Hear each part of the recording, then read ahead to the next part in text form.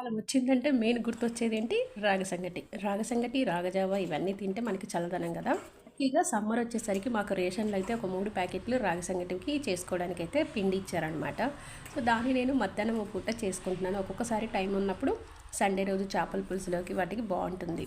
ఇవాళ egg curry చేశాను కాబట్టి మధ్యాహ్నం అప్పటికప్పుడు నేను షాప్ నుంచి వచ్చేసి వేడివేడిగా మా ఆయనకి నాకు చేసుకొని తిందామని చెప్పేసి మామూలుగా ఎగ్ కర్రీ అన్నం చేసేసి రాగి సంగటి చేస్తున్నాను అనమాట.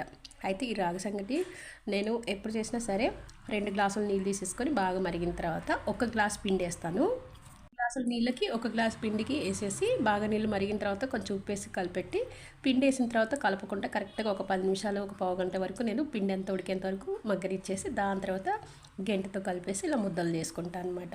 అసలు ఎంత బాగుంటుంది తెలుసా? రాగి సంగట్లో ఏదైనా సరే పులుసు కానీ నాన్ వెజ్లో ఎగ్ కర్రీ బాగుంటుంది. చూసారు కదా? ఇక రాగి సంగటితో పాటు ఎగ్ కర్రీ, దీంతో కీర ముక్కలు, ఇంక ఈ 2 కాంబినేషను బాడీకి అంటే చల్లదనంగా ఉంటుంది.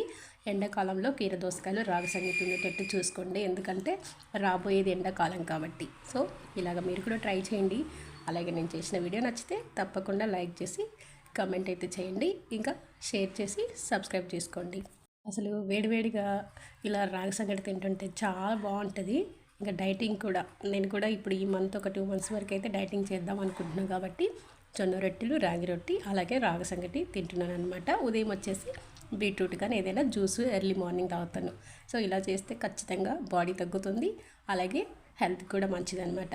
ఇంకెందుకు ఆలస్యం, మీరు కూడా ఇలాగే నాలాగే ఫాలో అవ్వండి. అంటే మాటలు రావట్లేదు, అంత బాగుందన్నమాట. చూడండి, మీరు కూడా ట్రై చేయండి. సంగటి చేయడం అందరికీ వచ్చు, కానీ రోజు ఇంట్లో ఉండడం ఒకటి అంటే అలవాటు చేసుకోండి. సంగటి చేయడం మా ఆయన కోసం అయితే చేసి పెట్టాను అనమాట.